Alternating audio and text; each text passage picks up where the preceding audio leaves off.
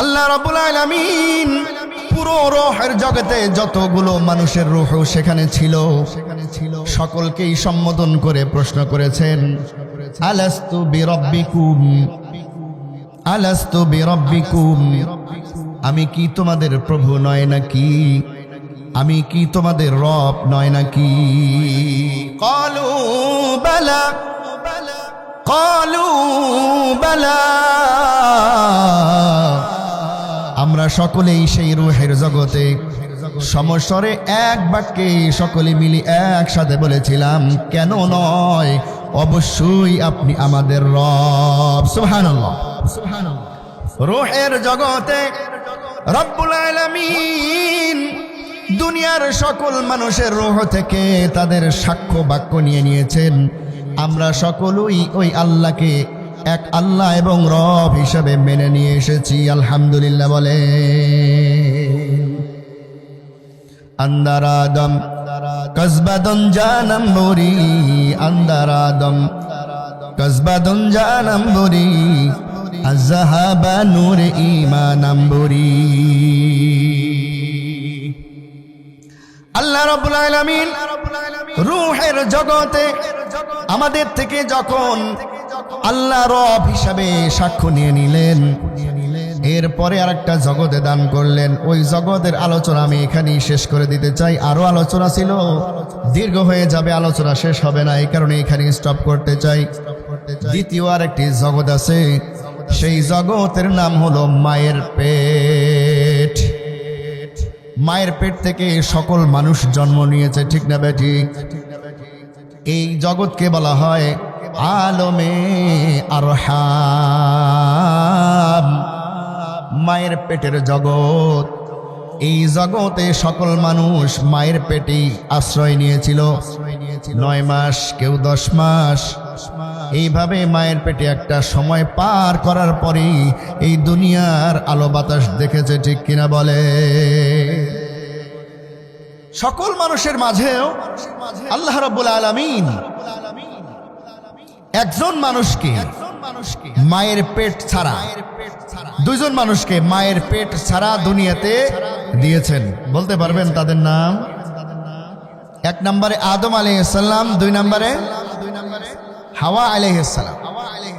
এই 2 জনের কোনো মা নাই, কি নাই? মা নাই। এছাড়া সকল মাখলুকের মা আছে। আচ্ছা বলুন দেখি, বাবা ছাড়া দুনিয়াতে কোনো মানুষ এসেছে? এসছে। কয়জন? 3 জন।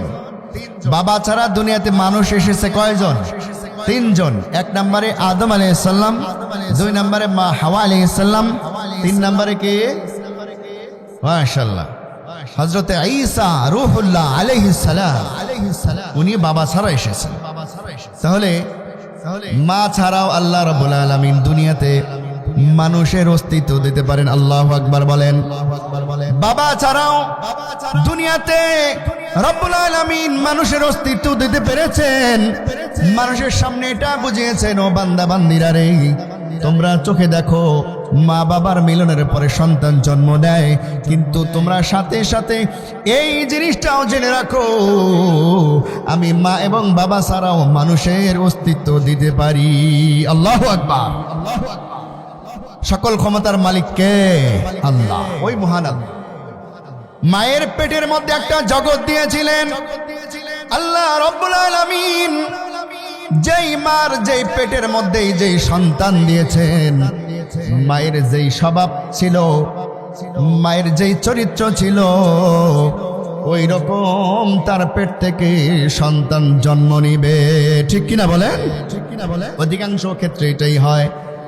অধিকাংশ ক্ষেত্রে মা ভালো হলে সন্তানও ভালো হয়। একটা জিনিস খেয়াল করে দেখবেন, স্বামী আর স্ত্রী যখন নতুন বিবাহ হয়, নতুন বিবাহের পরে যেই প্রথম সন্তান দুনিয়াতে আগমন ঘটে, ওই সন্তান এবং ওই মায়ের পেট থেকে সর্বশেষ 4 নম্বরে যেই সন্তান, 5 নম্বরে, 6 নম্বরে, 7 নম্বরে সর্বশেষ যেই সন্তান জন্ম নেয়, সবচাইতে বড় সন্তান আর সবচাইতে ছোট সন্তানের মন মানসিকতার মধ্যে পার্থক্য আছে না? না, বড় সন্তান বেশি ভদ্র হয়, বড় সন্তান একটু বেশি সহনশীল হয়, বড় সন্তান একটু লাজুক হয়, বড় সন্তান মা বাবার জন্য একটু বেশি কষ্ট করে।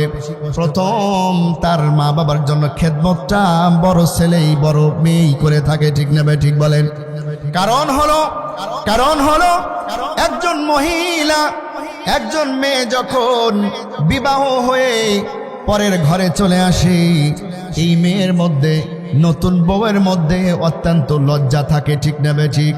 লজ্জার সাথে চলাফেরা করে, ভদ্রতার সাথে চলাফেরা করে, নিজের শ্বশুর শাশুড়ির সাথে ভালো ভালো আচরণ করে, পাড়া প্রতিবেশীর সাথে সুন্দর সুন্দর কথা বলতে থাকে, আশপাশে যারা আছে সকলের সাথে সৌহার্দ্যপূর্ণ সম্পর্ক বজায় থাকে, মাঝে মাঝে কোরআন শরীফ নিয়ে কোরআন তেলাওয়াত করতে থাকে, নামাজ কালামটাও সঠিক থাকে, পর্দা পুশিদার সাথে চলাফেরা করার চেষ্টা করে, হাটঘাটে বাজার মার্কেটে চলাফেরা কম করে, চাহিদাও কম থাকে, স্বামীদের কথাগুলো শুনতে থাকে, নিজের মধ্যে সুন্দর সবচাইতে ভালো ভালো অভ্যাস আর আদতগুলো নিজের মধ্যে ফিটিং করে মানুষের সমাজে বসবাস করে, ঠিক কিনা বলে?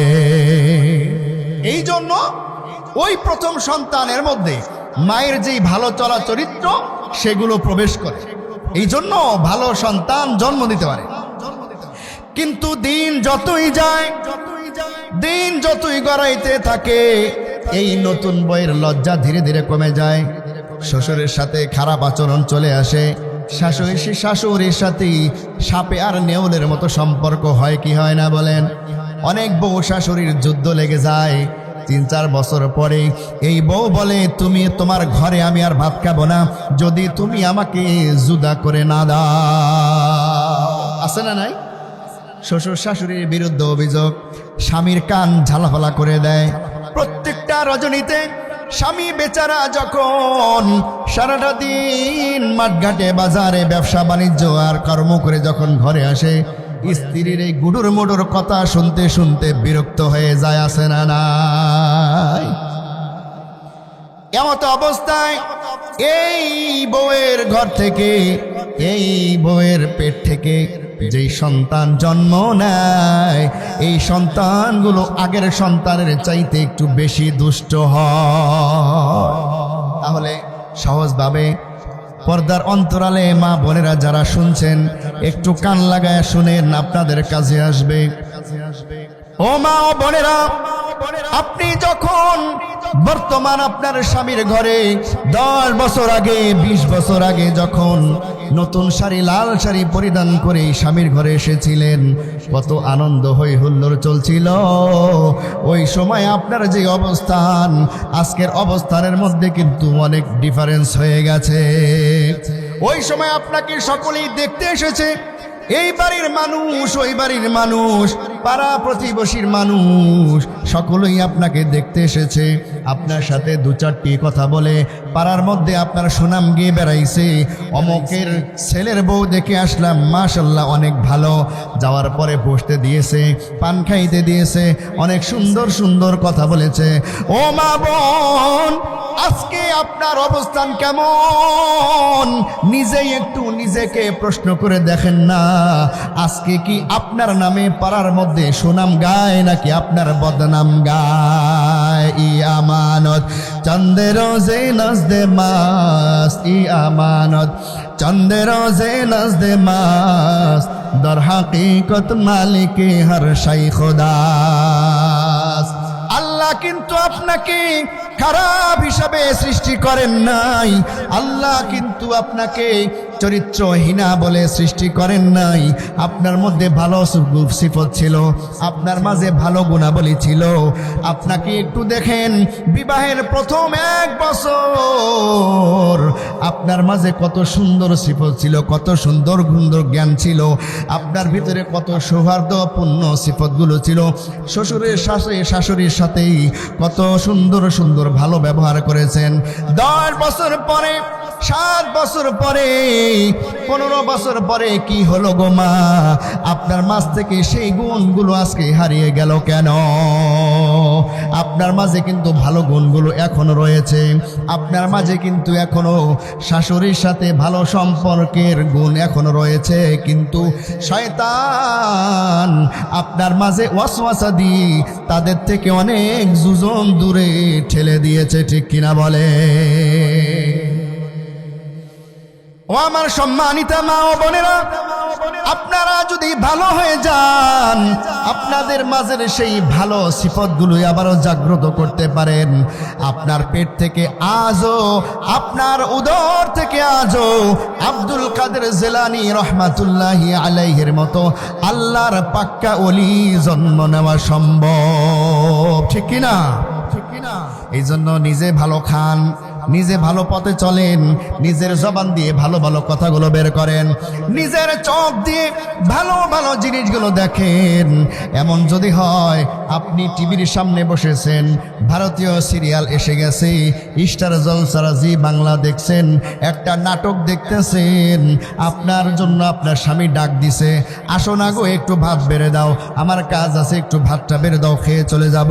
আপনি উত্তর দিলেন, সুন্দর একটা নাটক চলতেছে আর 10টা মিনিট পরে শেষ হয়ে যাবে, আমি যদি এখন তোমাকে ভাত দিতে যাই তাহলে আমার নাটকটা শেষ হয়ে যাবে, দেখতে পারবো না। 10টা মিনিট বসে থাকো, আমি নাটকের সিরিয়ালটা শেষ করে তোমার ভাত দিব, আছে না নাই? এমন মার্কা, এমন বেহায়াপুনা মার্কা স্ত্রীর পেট থেকে কখনোই ভালো সন্তান জন্ম হবে না, ঠিক না বেটি? এজন্য আমার সম্মানিত মা বোনেরা, আপনাদের মধ্যে যে ভালো প্রতিভা ছিল, ভদ্রতা ছিল, বেহায়াপনা ছিল না, এই সমস্ত ভালো সিফতগুলো আপনাদের মাঝে নিয়ে আসেন। ইমামে বুখারী রহমাতুল্লাহি আলাইহি জগৎ বিখ্যাত কিতাব, মকবুল কিতাব বুখারী শরীফ যিনি লিখেছেন, যিনি বুখারী শরীফ লিখেছেন, উনিও কিন্তু একজন মানুষ ছিলেন। উনি কিন্তু নবীর জমানার মানুষ না, নবীর জমানা থেকে অনেক পরের মানুষ। উনিও কিন্তু একজন মায়ের পেট থেকে জন্ম নিয়েছেন। ওনার মাটা তাহলে কেমন ছিল? ওনার মাটা কত ভদ্র ছিল, ওনার মাটা কেমন আল্লাহর ওলি ছিল। আল্লাহ তাআলা তার মাকে এত সিফত সুন্দর ভালো ভালো দান করেছিলেন। ওনার ইতিহাসের মধ্যে লিখেছেন, ইমামে বুখারী রাহমাতুল্লাহি আলাইহি যখন 10 বছর বয়স, তখন একটা টাইফয়েড জ্বর হয়ে যায়, ভীষণ একটা অসুস্থতার মধ্যে পড়ে যায়। এই টাইফয়েড জ্বরের পরে ওনার 2টা চোখ অন্ধ হয়ে যায়। আপনারা কি আছেন এখানে?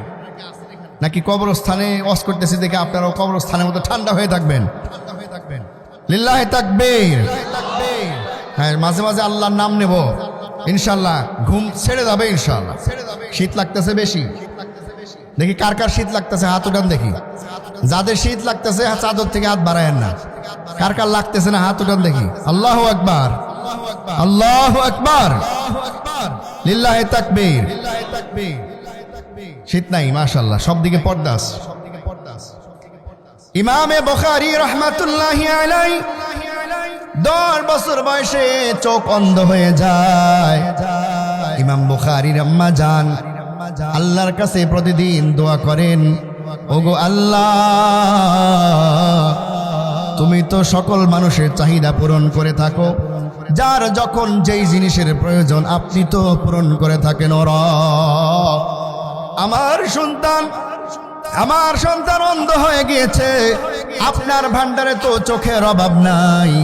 আমি মা হয়ে দোয়া করি, ও রব, আপনি আমার সন্তানের চোখকে ভালো করে দেন। তু ও দাতা है के देने के लिए, तू दाता है के देने के लिए, दर तेरे रहमत के हर दम है तुले, हर घड़ी देने में ओ तैयार है, हर घड़ी देने में ओ तैयार है, जो न मांगे उससे ओ बेजार है। আল্লাহ রাব্বুল আলামিন সকল ক্ষমতার মালিক, কুদরতকে সামনে নিয়ে বসে আছেন, যার যখন যেই জিনিসের প্রয়োজন চাইলি সে পাবে। উদুনি আস্তাজিব লাকুম। ইমামে বুখারী রাহমাতুল্লাহি আলাইহি আম্মা জান নিজের আসলটা আকাশের দিকে উঠে বলে, ও রব, আপনার ভান্ডারে কোনো কিছুর অভাব নাই গো রব। আমার চোখের সামনে আমার কলিজার টুকরা সন্তান অন্ধ হয়ে চলবে, সে দুনিয়া দেখতে পাবে না ও রব, আমার তো সহ্য হয় না। আমাদের ঘরের ওই যে মা আছে, সন্তানের যদি জ্বর হয়ে যায়, এই জনম দুঃখিনী মা সারা রাত্রি সন্তানের মাথার মধ্যে পানি ঢালে, কপালের উপরে ভেজা কাপড় তেনা দিয়ে পুছতে থাকে। সারা রাত্রি সন্তানের শিওরের পাশে বলে, মায়ের দু চোখ বেবে জমিনের মধ্যে পানি পড়তে থাকে। আর ওই মা আল্লাহর কাছে বলে, ও রব, আমার সন্তানের অসুস্থতা আমাকে দাও, আমার সন্তানকে তুমি সুস্থ করে দাও। ও আল্লাহ, আমার সন্তান অসুস্থতায় ছটফট করে বিছানায় শুয়ে থাকবে, আর আমি মা কিভাবে আরামের বিছানায় ঘুমায়া যাব মাওলা, আমার তো ঘুমে ধরে না। বাস্তবে কি মায়েদের মনটা এমনই নরম, সন্তানের কিছু হলে মার আর ভালো লাগে না। সন্তান যদি বিদেশের বাড়িতে থাকে, সন্তানের যদি অসুস্থতা চলে আসে, সন্তান যদি বিপদে পড়ে যায়, সারা দুনিয়ার মানুষ কিছু বুঝতে না পারলেও জনম দুঃখিনী মা কিন্তু 100 কিলোমিটার দূরে থেকেও, 1000 কিলোমিটার দূরে থেকেও কিন্তু তার মধ্যে ছটফটানি শুরু হয়ে যায়। এই মা যদি আল্লাহর ওলি হয়ে যায়, এই মা যদি আল্লাহ তাআলার খুব কাছের বান্দি হয়ে যায়, এই মা যদি আল্লাহর কাছে দোয়া করে, যেই দোয়াটাই করে ওই রব সেই দোয়াটাই কবুল করে নেয়। ইমামে বুখারী রহমাতুল্লাহি আলাইহি আম্মা জান ওই রকম মাপের মা ছিলেন, আল্লাহর সাথে সেই রকমই সম্পর্ক ছিল। আল্লাহর কাছে আসলখানা উঠায়া বলে, ও রব, আমি চোখ দিয়ে সারা দুনিয়া দেখতে পাই, আর আমার সন্তান দেখতে পাবে না ও রব, আমি তো এটা মানতে পারি না। তোমার কুদরতের জাহির প্রকাশ করে আমার সন্তানের চোখ দুটা তুমি ফিরিয়ে দাও। তারিখের কিতাবের মধ্যে এসেছে, ইতিহাস সাক্ষী হয়ে আছে, মায়ের এই দোয়ার পরে ইমামে বুখারী ঘুমিয়েছিলেন।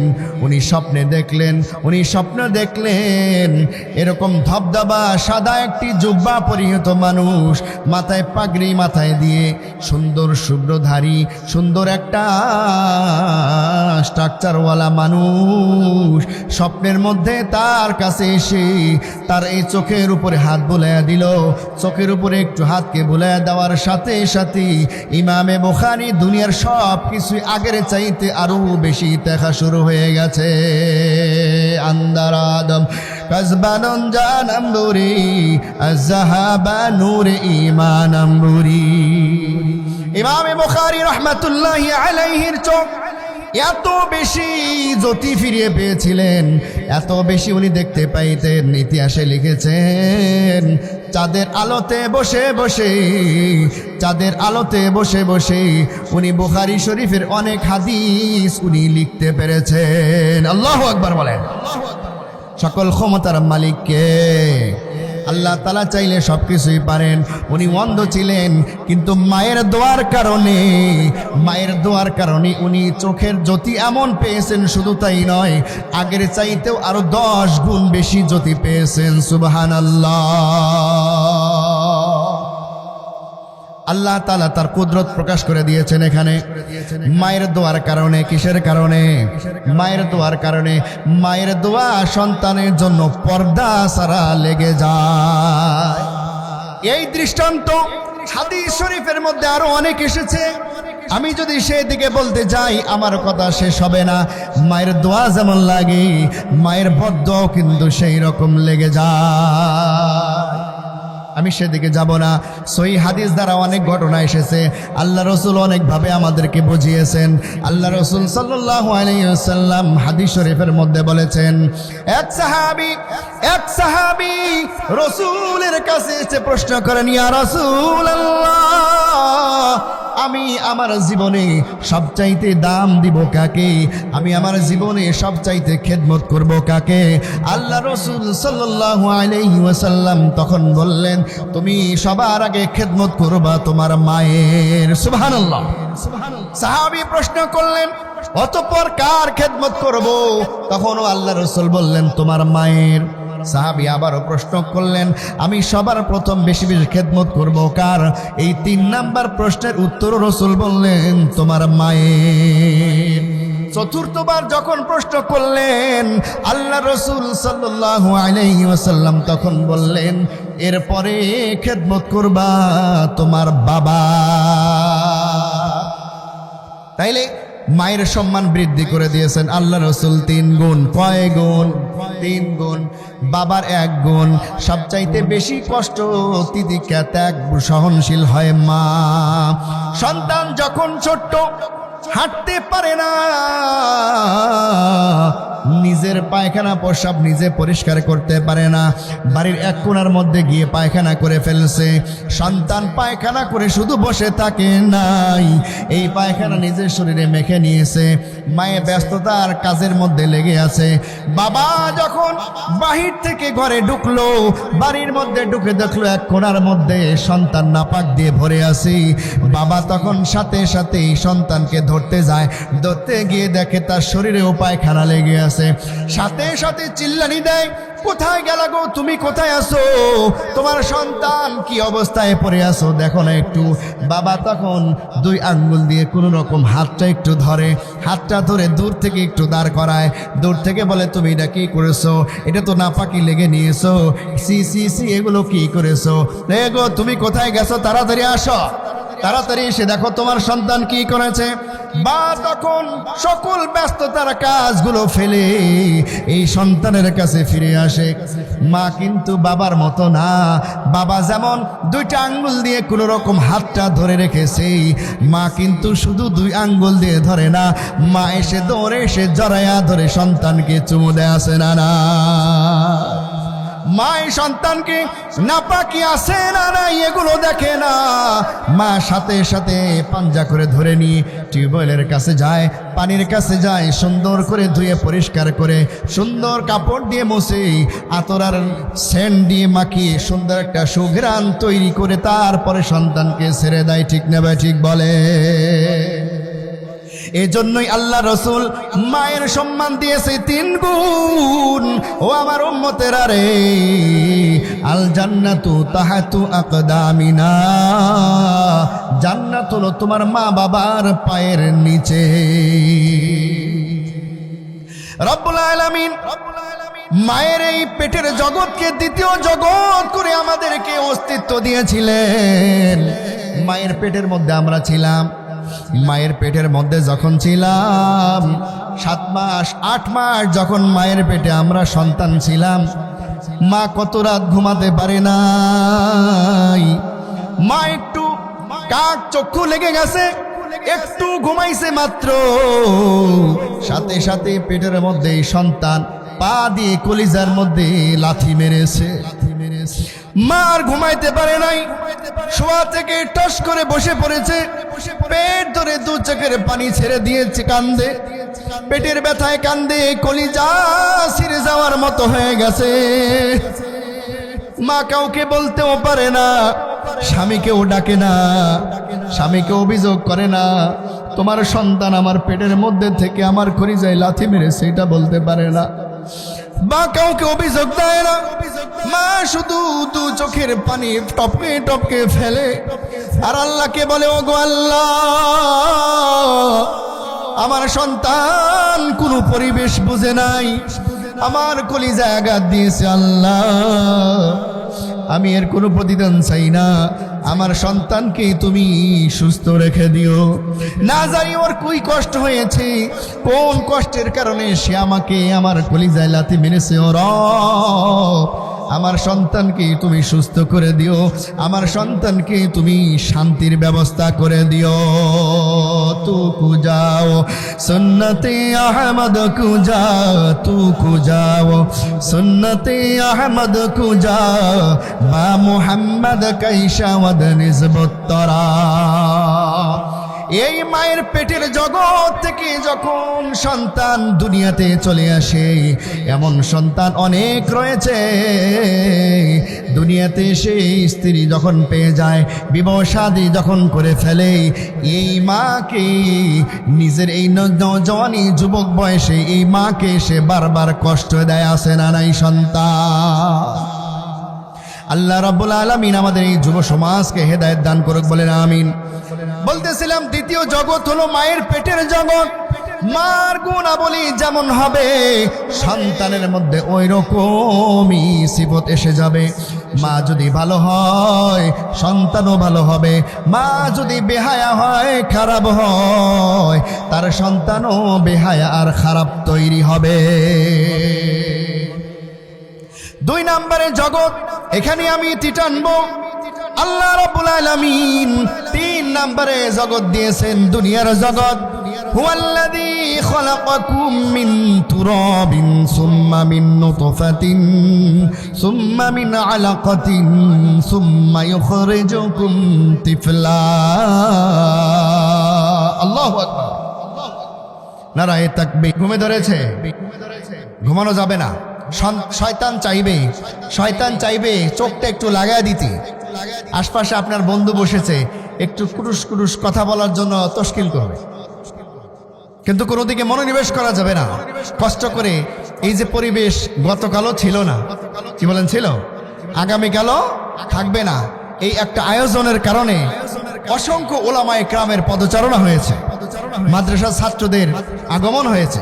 হাদিস শরীফের মধ্যে এসেছে, কোন জায়গায় যদি কোন হক্কানি রব্বানি আলেম তালেব যদি অতিক্রম করে, আশপাশে যত কবর আছে যে কবরগুলোতে আযাব হচ্ছিল, তাদের আগমনের কারণে সকল কবরবাসীর আযাবকে আল্লাহ মাফ করে দেয়। আলহামদুলিল্লাহ, আমরা কবরস্থানেরই মাহফিলে এসেছি, ওলামায়ে কেরাম এসেছে, কোরআনের পাখিরা এসেছে। তাদের এই পদচারণা সাথে সাথে আমরাও যদি একটু সঙ্গ দিই, অল্প একটু সময় ইখলাসের সাথে বসি, তাহলে দেখবেন আমাদের আত্মীয় স্বজন যারা এই কবরের মধ্যে শুয়ে আছে তাদের সকলকেই আল্লাহ তাআলা মাফ করে দিবেন ইনশাআল্লাহ। আমি বলতেছিলাম তিন নম্বরের জগৎ দুনিয়ার জগৎ। আল্লাহ রাব্বুল আলামিন এই মর্মে কোরআনে কারীমের মধ্যে অনেকগুলো আয়াতে কারিমা দিয়েছেন, তার মধ্যে একটা আয়াতে কারিমা আমি তেলাওয়াত করার চেষ্টা করেছি। আল্লাহ রাব্বুল আলামিন বলেন, হুয়াল্লাযী খালাকাকুম মিন তুরাব।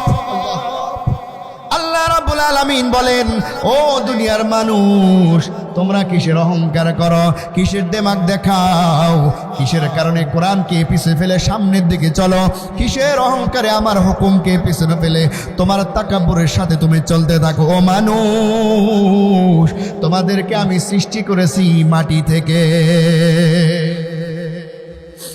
আল্লাহ রাব্বুল আলামিন বলেন, হুয়াল্লাযী খালাকাকুম মিন তুরাব। তোমাদেরকে আমি তৈরি করেছি, সৃষ্টি করেছি এই মাটি থেকে। সুম্মা মিন নুতফাতিন, এই মাটি থেকে তারপরে তোমাদের জন্য একটা নুতফা তৈরি করেছি। বাবার মধ্যে আল্লাহ রাব্বুল আলামিন সন্তান জন্ম নেওয়ার কিট দান করেছেন, শুক্র দান করেছেন, শুক্রাণু দান করেছেন। সুম্মা মিন নুতফাতিন সুম্মা মিন আলাকাতিন। অন্য আয়াতে আল্লাহ রাব্বুল আলামিন বলেন, ইয়াখরুজু মিন বাইনি সুলবি ওয়াত তারাইব। বাবার এই দেহের মধ্যে যে শুক্রাণু দিয়েছেন, এটা প্রক্রিয়াকরণের কারণে মায়ের উদরে যখন প্রবেশ করে তারপরে তোমার জন্ম অস্তিত্ব লাভ করে। সুম্মা মিন নুতফাতিন সুম্মা মিন আলাকাতিন। মায়ের গর্ভের মধ্যে যাওয়ার পরে তুমি একটা গোশতের টুকরা তৈরি হয়েছিলে, গোশতের টুকরাকে আমি ভিতরে হাড্ডি তৈরি করে দিয়েছি, হাড্ডির সাথে গোশতগুলোকে আমি লেপটে দিয়েছি। এরকম সুন্দর সুচারু রূপে আমি তোমাকে সুন্দর একটা মানুষ তৈরি করে দিয়েছি। আল্লাহু আকবার। লাকাদ খালাকনাল ইনসানা ফি আহসানি তাকবীর।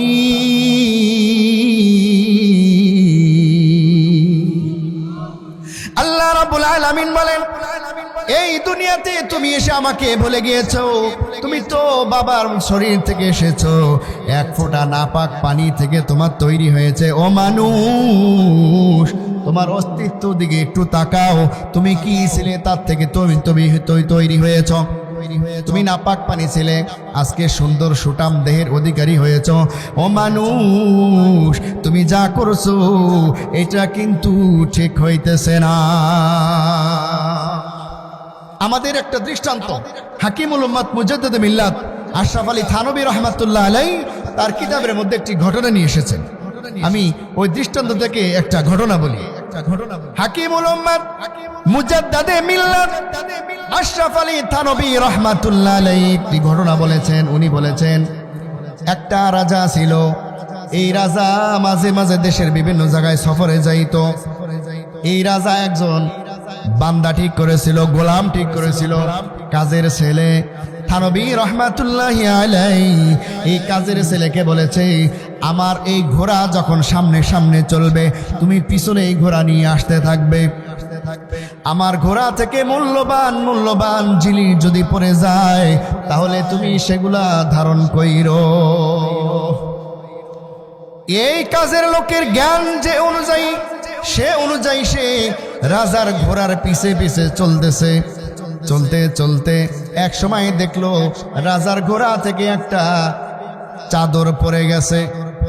চাদর তো গোলাম চিন্তা করলো, কাজের লোক চিন্তা করলো, চাদরের আর কি দাম, তার চাইতে এই ঘোড়ার বাহিনীটা অনেক বেশি দাম। চাদর এটা মামুলি ব্যাপার, রাজ দরবারে রাজার জন্য অনেক বেশি চাদর সংরক্ষিত রয়েছে। একটা চাদর উঠাইতে গিয়া পিছনের বাহিনীর পাড়া আমি খাইতে পারবো না। গোলাম সেটা উঠাই নাই। আর একটু সামনে গেলে এই রাজার ঘোড়া থেকে আরেকটি মূল্যবান শীতের বস্ত্র চলে গেছে, পরে গেছে, রুমাল পরে গেছে, মাফলার পরে গেছে। এইটাও রাখাল চিন্তা করলে এটা তো মামুলি জিনিস, এটা হারায় গেলেও সমস্যা নাই, রাজ দরবারে আরো অনেক বেশি বেশি জিনিস রয়েছে। রাখালের কাছে, এই গোলামের কাছে, কাজের ছেলের কাছে মূল্যবান মনে হয়েছে সোনার আংটি যদি পরে যায় সেটা হলো মূল্যবান, রূপার আংটি যদি পরে যায় এটা হলো মূল্যবান, মাথার টুপি যদি পরে যায় স্বর্ণে খচিত এটা হলো মূল্যবান, আমি ওগুলো উঠাবো। রাজা যখন তার মঞ্জিলে পৌঁছে যায়, এই রাজা চাদর বের করবে, শাল ব্যবহার করবে, কিন্তু পায় না, মাফলার খুঁজে পায় না। এই বালককে জিজ্ঞেস করে, আমার এগুলো কোথায় গেল, কোথায় পড়ে গেল? বলো, অনেক আগেই তো পড়ে গেছে। বলে, তুমি উঠাইলে না কেন? বলে, এটা তো তেমন মূল্যবান জিনিস নয়, রাজ দরবারে আপনার জন্য আরো বেশি তো শাল এবং মাফলার মজুত রয়েছে। রাজা তখন বলে, তুমি এটা কি করলে? আমার অত্যন্ত মোহাব্বতের শাল চাদর ছিল, মাফলার ছিল, এখন থেকে তোমাকে আমি বলে দেই, আমার ঘোড়া থেকে যা যা পড়বে সবগুলোই তুমি টোকায়া টোকায়া নিয়ে আসবা। এই কথা বলে দেওয়ার পরে এই গোলাম, কাজের লোক এই ঘোড়ার পিছে আবারও যখন সফরে বের হয়েছে, এইবার সে চিন্তা করলো রাজার ঘোড়া থেকে যা যা পড়বে সবগুলোই সে উঠায় উঠায় নিয়ে যাইতে থাকবে। এক পর্যায়ে রাজার ঘোড়া যখন পায়খানা করে লেদে, সে ঘোড়া দাঁড় করায় পটলার মধ্যে ওই ঘোড়ার লেদাগুলো, গোবরগুলো উঠায়। আর একটু সামনে গেলে রাজার ঘোড়া পেশাব করে, সেই পেশাব তো মাটিতে পড়ার কারণে শুকায়া যায়, এই ভেজা মাটিগুলো পটলার মধ্যে ধারণ করেছে। এইভাবে করতে করতে রাজার ঘোড়া থেকে যা কিছু পড়েছে, শাল পড়েছে, চাদর পড়েছে, মাফলার পড়েছে, পায়খানা পেশাব যা কিছু পড়েছে সবগুলোই সে পটলা বেঁধেছে, অনেক বড় পটলা। রাজা সাহেব যখন মঞ্জিলে পৌঁছে গেছে, রাজা সাহেব এবার বলেছে, আমার মাফলার কই, আমার চাদর কই, আমার ওই জিনিসটা কই, হারায় গেছে, তুমি নিয়ে আসো। এই বালক, এই কাজের ছেলে তখন এত বড় পটলা রাজার সামনে নিয়ে হাজির। রাজা বলে, এত কিছু আমার ঘোড়া থেকে পড়েছে নাকি? বল, হ্যাঁ হ্যাঁ পড়েছে। বলে, খোলো তো দেখি কি কি পড়েছে। এই বালকটি যখন এই পটলাটি খুলেছে, পটলার মধ্যে রাজা দেখি এই গোবরও সে দলা বেঁধেছে, পেশাবের মাটিও সে সংরক্ষণ করেছে, মাফলারও রেখেছে, অর্থাৎ যা কিছু পড়েছে সব কিছুই সে সংরক্ষণ করে দিয়েছে। রাজা এবার গরম হয়ে গেছে, তুই এটা কি করেছিস? এই পায়খানা পোশাক এগুলো কেন এনেছিস? বলে কে? আপনি তো বলেছেন ঘোড়া থেকে যাই পড়বে সেটাই যেন আমি আপনার জন্য সংরক্ষণ করে রেখে দেই।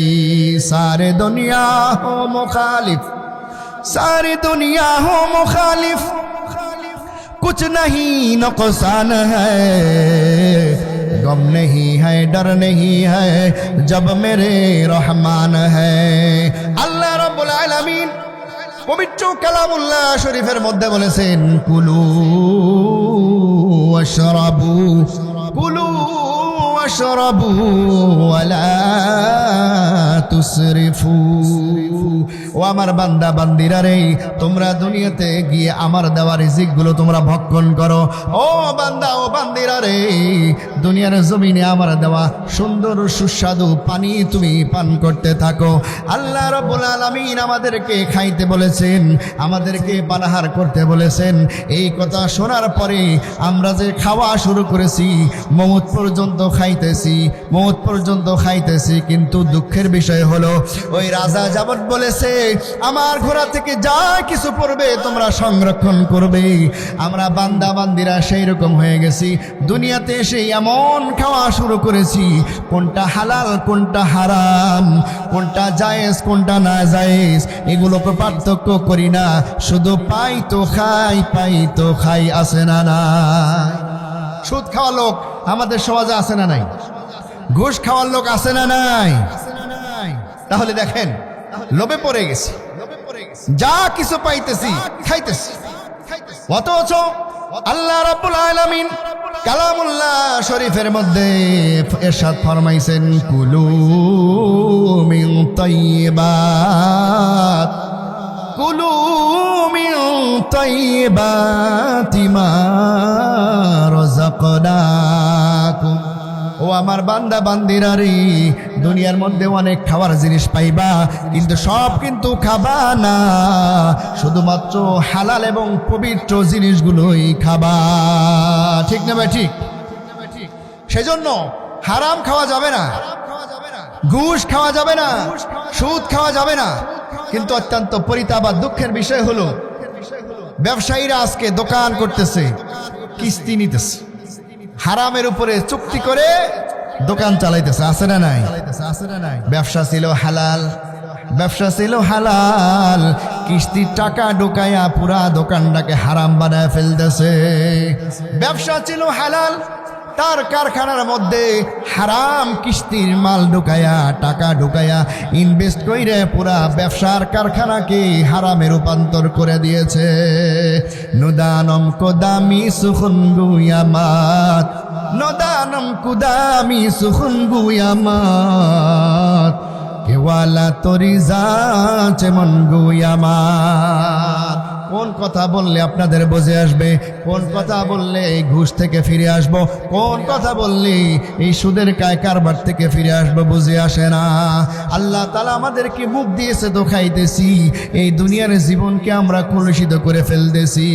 হাসরের ময়দানে যখন, কাল কিয়ামতের ময়দান যখন কায়েম হয়ে যাবে, আমাদের আমলনামা আল্লাহর সামনে যখন তুলে ধরা হবে, দেখা যাবে যে ওই যে পোটলার মধ্যে পায়খানা প্রস্রাবে ভরা ছিল, আমাদের আমলের মধ্যেও গুনাহ এবং হারাম বক্করের গুনাহে ভরপুর পাওয়া যাবে। ফামান ইয়ামাল মিসকালা যাররাতিন খায়রান ইয়ারাহ ومن يعمل مثقال ذرة شرا يره। আল্লাহ রাব্বুল আলামিন কালামে পাকের মধ্যে ইরশাদ ফরমান, ও দুনিয়ার মানুষ, তোমরা কখন কি করছো সব কিছু কিন্তু আমার কুদরতি ক্যামেরায় ধারণ করা হচ্ছে।